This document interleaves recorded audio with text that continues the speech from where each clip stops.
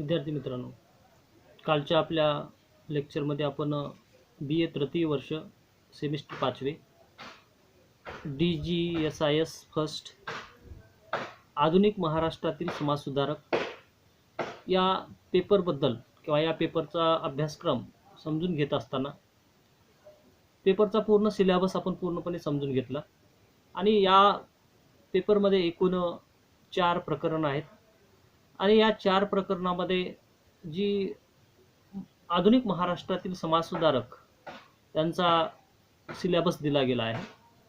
तर या सामाजिक सुधारणेचा विशेषतः महाराष्ट्राचा विचार करता तत्कालीन स्थितीमधली असणारी परिस्थिती समजून घेण्यासाठी म्हणून या सिलेबसचा जो सिलेबस ठरवून दिला आहे त्याबद्दल आपण माहिती पाहत आहोत. यामध्ये सर्वप्रथम आपण प्रकरण पहिले, त्यामध्ये सामाजिक सुधारणाची पार्श्वभूमी हे प्रकरण क्रमांक 1 याची प्रास्ताविक माहिती पूर्णपणे अभ्यासली. आता या भागामध्ये आपण म्हणजेच प्रकरण पहिले सामाजिक सुधारणाची पार्श्वभूमी समजून घेत असताना 19व्या शतकामध्ये महाराष्ट्रातील धार्मिक स्थिती कशा पद्धतीची होती किंवा महाराष्ट्र आणि धार्मिक स्थिती या बाबीची माहिती पाहणं आवश्यक आहे. तर याबद्दलची माहिती पाहत असताना 19व्या शतकामध्ये धर्माचा विचार करता किंवा धर्मासंबंधीचा विचार करता जी पार्श्वभूमी होती, धार्मिक स्थिती होती, या स्थितीमुळेच समाज सुधारणेचा पाया रोवला गेला. आता या समाज सुधारणेबद्दल माहिती पाहत असताना सर्वप्रथम आपण ज्या समाज सुधारणेसाठी धार्मिक स्थिती कशी कारणीभूत ठरली किंवा समाज सुधारणा होण्यासाठी धर्माचं अधिष्ठान किंवा धार्मिक बाबीमुळे समाज सुधारकांची एक चळवळ कशा पद्धतीने निर्माण झाली याबद्दल माहिती पाहिजे. तर प्रकरण पहिले आणि त्यामधला घटक जो 19व्या शतकातील धार्मिक स्थिती ही महाराष्ट्रातील आपल्याला पाहायची. तर सर्वप्रथम आपण समाज सुधारणा किंवा सुधारकांचा जो इतिहास पाहण्या अगोदर 19व्या शतकातील जी चळवळ होती किंवा धार्मिक स्थिती होती याबद्दल माहिती पाहत असताना ज्या सुधारकांना प्रस्थापित धर्म आणि त्या धर्मातील प्रगतीचा अडथळा असणाऱ्या अनेक बाबी समोर दिसून आल्या. कोणतेही काम करत असताना त्याबद्दल विविध मतमतांतर आढळून येतात. त्याच पद्धतीने समाज सुधारणा घडून आणण्यासाठी ज्या प्रमुख बाबी होत्या त्यामध्ये धार्मिक ज्या काही स्थिती 19व्या शतकाची कशा पद्धतीची होती हे पाहणं आवश्यक आहे आणि या बाबीमुळेच समाज सुधारणेचा पाया रोवला गेला. त्यामध्ये नंबर 1 चा पॉइंट अनेकेश्वरवाद. म्हणजे ईश्वर हा ऐक्येश्वरवाद न मानता अनेकेश्वरवाद मानण्याची एक प्रथा महाराष्ट्रात निर्माण झाली होती. म्हणजे महाराष्ट्रामधल्या ज्या कानाकोपऱ्यामध्ये विविध भागामध्ये विविध असे धर्म, त्यामध्ये हिंदू धर्म असेल, मुस्लिम असेल, शीख असेल, त्याच्यानंतर ख्रिश्चन असेल, अशा धर्माचं अधिष्ठान आणि प्रत्येक व्यक्ती हा आपापल्या धर्मानुसार आणि त्यानुसार वागण्याचा प्रयत्न करत होता. म्हणजे धर्माचं अधिष्ठान समजून घेत असताना हिंदू धर्मामध्ये अनेक देवता आणि अशा देवतांचं प्रत्येक जण आपापल्या देवतांचं आराध्य मानून त्याच्याप्रमाणे जीवन जगत होते. म्हणजे ईश्वर हा एक असून सुद्धा अनेक ईश्वरवाद म्हणजे अनेक पद्धतीने त्याचं रूपांतर किंवा अनेक पद्धतीने ती मांडणी करण्याचं काम तत्कालीन स्थितीमध्ये अनेक ईश्वरवादामध्ये घडून आलं होतं. त्यामुळे धर्मामध्ये एकता दिसून येत नव्हती. त्याचबरोबर या धर्माच्या नावाखाली अनेक जण एकमेकाचे हेवेदेवे वाढले. त्याचबरोबर एकमेकाबद्दल असणारी जी भावना किंवा जी काही विचार प्रणाली ही बदलण्यास प्रवृत्त झाली आणि स्वतःचा धर्म, स्वतःचा जो देव मानतो ते सर्वात श्रेष्ठ अशा प्रकारची संकल्पना ही अनेकेश्वरवादाच्या सिद्धांतामध्ये वाढण्यास मदत झाली. अनेक जण आपापल्या धर्मानुसार आपल्या धर्माच्या तात्विक विचारानुसार आपापल्या अंगीकार करण्यास सुरुवात केली. यामुळे प्रत्येकाचा धर्म, प्रत्येकाची संस्कृती, प्रत्येकाचे आचार विचार हे आपापल्या धर्मानुसार बदलण्यास प्रारंभ झाला. पण सर्व धर्माचं अधिष्ठान म्हणजे ऐक्येश्वरवाद सिद्धांत सर्व धर्म समभाव मानण्याची संकल्पना किंवा मानण्याची जी काही भावना तत्कालीन स्थितीमध्ये नव्हती. म्हणजे प्रत्येक जण प्रत्येक धर्मानुसार आपापल्या धर्मानुसार अंगीकार करून त्यानुसार जे काही अनेक आपापल्या पद्धतीने त्याचा अंगीकार करण्यास सुरुवात केली होती. त्यामुळे जे की धर्मामध्ये अनेकेश्वरवादाचा जो प्रणाली वाढली होती, त्यामुळे धर्मामध्ये एकत्रितपणा किंवा सुधारणावादी विचार दिसून येत नव्हते. म्हणून समाज सुधारकांना एक ऐक्येश्वरवाद हा सुद्धा प्रगतीचा म्हणजेच सुधारकांना प्रस्थापित धर्म हा प्रगतीमधला एक अडथळा म्हणून त्यांना वाटत होता.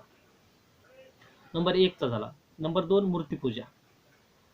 मूर्तीपूजा ही तत्कालीन स्थितीमध्ये हिंदू धर्मामध्ये आढळून आली किंवा जास्त प्रमाणात होती. त्यामुळे ज्या काही धार्मिक संकल्पना ह्या मूर्तीपूजेला जोडल्या गेल्या. ज्या भक्ती आणि विविध बाबीने ईश्वराला प्राप्त करण्याची जी क्षमता होती त्या पलीकडे जाऊन मूर्तीपूजेला अन्यसाधारण महत्त्व देण्यात आलं. या बाबीमुळे अनेक ज्या काही रूढी परंपरा त्याचबरोबर ज्या काही पूजा विधी अशा पद्धतीचा अवलंब करण्यास सुरुवात झाली आणि त्यामुळे अनेक जण अशा प्रवृत्तीकडे वळण्यास प्रवृत्त झाले. या मूर्तीपूजेच्या नावाखाली अनेकांना त्यांची जी काही आर्थिक स्थिती असेल किंवा त्यांच्याकडून वेगवेगळ्या देणगी किंवा पैसे उकळण्याची पद्धत किंवा वेगवेगळे पूजा अर्चा विधी त्याचबरोबर धर्माच्या नावाखाली अनेक बाबी लादून त्याकडून पैसा काढणे किंवा अन्य बाबी. त्यामुळे धर्म हा एक अधिष्ठान म्हणजे तात्विक विचाराकडे न जाता मूर्तीपूजेमध्ये वेढला होता. आणि हा सुद्धा समाज सुधारकांना वाटत होते की धर्म ही संकल्पना आणि त्याच्या भोवतीची जी काय अवडंबर त्यामध्ये मूर्तीपूजा ही प्रमुख आहे आणि या मूर्तीपूजेमुळे अनेक जण त्याच्या भोवती सभोवताली वेढले गेले आणि त्याचाच परिणाम म्हणजेच जे काही समाज सुधारणा म्हणजे समाजातल्या रूढी परंपरा आणि त्याचा एकत्र करण्याचा प्रयत्न या मूर्तीपूजाच्या माध्यमातून होऊ लागला. एकत्र सर्वजण वेगवेगळ्या पूजा हवन अशा पद्धतीची संकल्पना तत्कालीन स्थितीमध्ये वाढण्यास प्रारंभ झाली. म्हणून ज्या काही संकल्पना मूळ संकल्पना ही देवप्राप्ती किंवा ईश्वर प्राप्तीसाठी भक्ती मार्ग हा सर्वोत्तम आहे आणि त्यासाठी आपण आपापल्या पद्धतीने अवलंब करू शकतो. पण मूर्तीपूजा ही ती एक योग्य मार्ग नाही हे दाखवून देण्याचा प्रयत्न सुधारकांना वाटू लागला आणि त्यासाठी म्हणूनच समाज सुधारणा आवश्यक आहे ही संकल्पना पुढे आली. त्याच्यानंतर नंबर 3 चा आहे आचार धर्माचा प्रभाव. प्रत्येक धर्म हा आपापल्या पद्धतीने अंगीकार करण्यास प्रारंभ झाला. त्यामुळे स्वतःचा धर्म सर्वात श्रेष्ठ आणि सर्वात एक प्रभावशाली धर्म म्हणून एक संकल्पना पुढे येऊ लागली आणि त्याचाच परिणाम म्हणजे जे काही समाजामध्ये दिलेले तत्वज्ञान त्याला चिटकून राहून त्याच्यापेक्षा वेगळं तत्वज्ञान स्वीकारायचं नाही. त्यामुळे काय झालं तर जे समाज सुधारणामध्ये सांगितलेल्या ज्या काही बाबी या त्याच्याप्रमाणेच अंगीकार करण्याची जी पद्धती म्हणजेच आचार धर्माचा प्रभाव हा प्रत्येक व्यक्तीवर आपापल्या धर्मानुसार पडण्यास प्रारंभ झाला. म्हणून आपलं धर्माचं तत्वज्ञान श्रेष्ठ ही संकल्पना अनेक जणांच्या मनामध्ये एक विचार प्रणाली निर्माण होण्यास प्रारंभ झाला. हे झालं नंबर 3 चा पॉइंट. नंबर 4 पुनर्जन्मावर विश्वास. तर जी काही धार्मिक संकल्पना होती या धार्मिक संकल्पनेमध्ये जो पुनर्जन्म म्हणजे जे मानव आजच्या स्थितीमध्ये जीवन जगतो हे पुढच्या त्याच्या मृत्यूनंतर पुन्हा एकदा जन्म घेऊन म्हणजे आता केलेल्या कर्मावरच पुढचा जन्म असतो अशा प्रकारची पुनर्जन्माची संकल्पना आणि त्यामुळे ज्या रूढी परंपरा वाढल्या किंवा पुनर्जन्माची संकल्पना निर्माण झाल्यानंतर माणसाच्या मनामध्ये एक भीतीचं वातावरण किंवा त्या बाबीचा अयोग्य वापर करून अनेक जणांनी त्याच्याकडून त्या गैरफायदा घ्यायला सुरुवात केली. पुनर्जन्माची संकल्पना ही एकदा जीव हा गेल्यानंतर त्याला पुनर्जन्म किंवा वेगळ्या पद्धतीने वेगळ्या एका दुनियेमध्ये किंवा वेगळ्या पद्धतीने जन्म मिळतो आणि त्याचबरोबर त्या संकल्पनेचा पुनर्जन्माचा विश्वास ही सुद्धा एक धार्मिक कल्पना होती. ही बाब कोणी स्पष्ट केली नाही किंवा आतापर्यंत कोणाला माहित सुद्धा नाही की पुनर्जन्म म्हणजे पुढच्या आपलं जीवन संपल्यानंतर कोणता टप्पा किंवा कोणती बाब आपल्या समोर येणार आहे किंवा आपण कोणत्या बाबीमध्ये अंगीकार करू शकतो, पुढचा जन्म आपला कोणता असू शकतो, अशा प्रकारचं तत्वज्ञान तत्कालीन स्थितीमध्ये जी संकल्पना भ्रामक संकल्पना निर्माण झाली होती, ती संकल्पना म्हणजेच पुनर्जन्मावर विश्वास, अशा प्रकारची जी संकल्पना होती, ही संकल्पना एक तात्विक विचार केला तर ही एक भ्रामक कल्पना म्हणून होती. पण या बाबीतून बाहेर काढण्यासाठी म्हणून समाज सुधारणा हा महत्वपूर्ण मुद्दा म्हणून पुढे आला. त्याच्यानंतर नंबर 5 दैववाद. कोणतेही काम करत असताना किंवा कोणतेही कामाला सुरुवात करत असताना देववादावर म्हणजे देवावर विश्वास ठेवून अशा प्रकारची संकल्पना निर्माण झाली.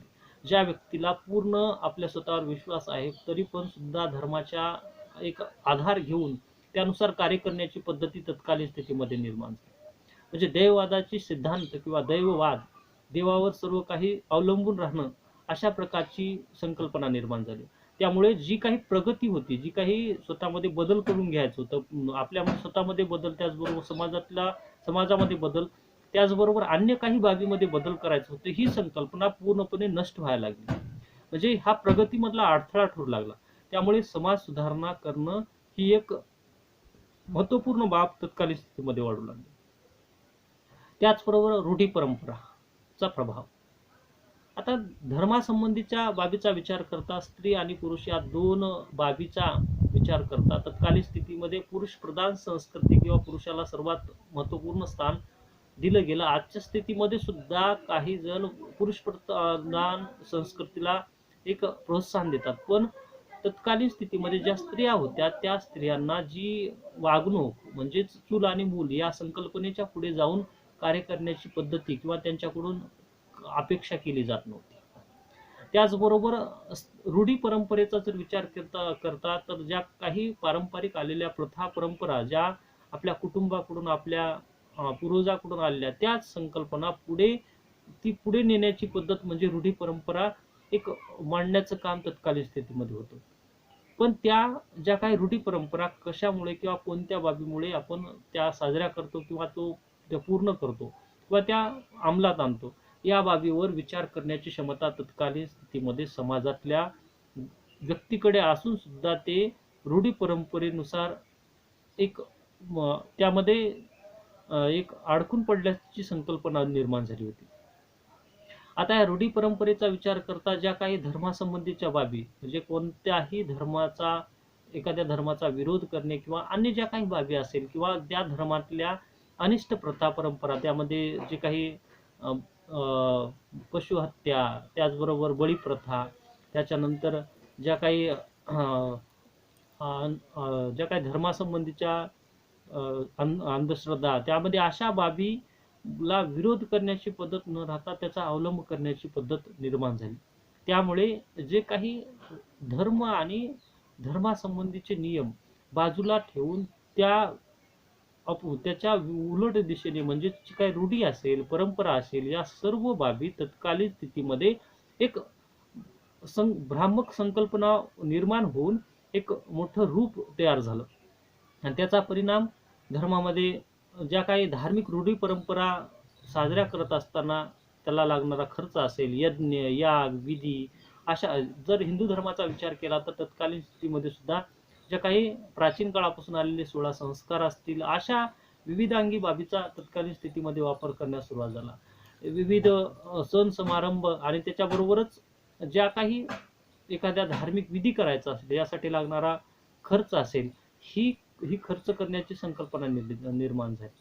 आणि या सर्व बाबी ह्या देव प्राप्त करण्यासाठी किंवा ईश्वर प्राप्त करण्यासाठीची महत्वपूर्ण आहेत असं वाटत नव्हतं समाज सुधारकांना. तर ही एक नवीन पद्धत ज्या व्यक्तींना समाजातल्या काही व्यक्तीकडून किंवा समाजाकडून काही मिळवण्यासाठी म्हणून रूढी परंपरांचा त्यांनी एक अवलंब केला आणि त्याची प्रथा परंपरा त्यांनी वाढवण्याचा प्रारंभ केला. म्हणजे अशा सर्व कल्पना ह्या भ्रामक कल्पना म्हणजे सत्य नाहीत, ही बाब स्पष्ट करण्यासाठी म्हणूनच रूढी परंपरा अशा बाबीवर सुद्धा समाज सुधारकांनी एक बदल घडवून आणावा यासाठी म्हणून समाज सुधारणेचा पाया रचला. आता हिंदू धर्माची प्रमुख वैशिष्ट्ये ही आतापर्यंतची आपण समजून घेतली. आता मध्ययुगात जो धर्म म्हणजे धर्माची संकल्पना ज्या अशा पद्धतीची होती किंवा त्यामध्ये थोड्याफार प्रमाणात बदल झाले होते. पण ब्रिटिश भारतात आल्यानंतर म्हणजे इंग्रज भारतात आल्यानंतर भारतामध्ये जी सामाजिक सुधारणेचा पाया म्हणजे समाज सुधारणेचा पाया रचला गेला, त्यामध्ये विदेशी लोक आणि संस्कृती या बाबी ह्या अनेक भारतीय लोकांना समजण्यास मदत झाली. त्यामुळे बुद्धिवाद, विवेकनिष्ठा, अहिंसा, विज्ञाननिष्ठा, मानवतावाद, व्यक्तिस्वातंत्र्य, समता या बाबी आधुनिक युगामध्ये नवशिक्षित म्हणजेच नवीन शिकलेल्या वर्गांना वाटू लागलं आणि त्यांना आपल्या धर्मामध्ये असणारे जे काही दोष असतील या दोषाबद्दल एक विचार करण्याची क्षमता निर्माण झाली. स्वतःच्या बुद्धीला पटेल अशा पद्धतीचे ते स्वतः अंगीकार करू लागले. स्वतः या बाबीचा अंगीकार केल्यानंतर त्यानुसार वागणं अशा प्रकारची संकल्पना निर्माण झाली.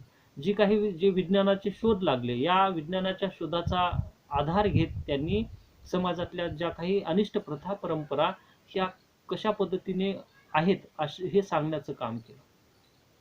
त्यामुळे जो काही मानवतावादाची संकल्पना आली, सर्व मानव हे समान असून त्या पृथ्वी तलावर ऐक्येश्वरवाद हा एकच आहे, ईश्वर एकच असून आणि विश्वधर्म ही संकल्पना पुढे यायला लागली.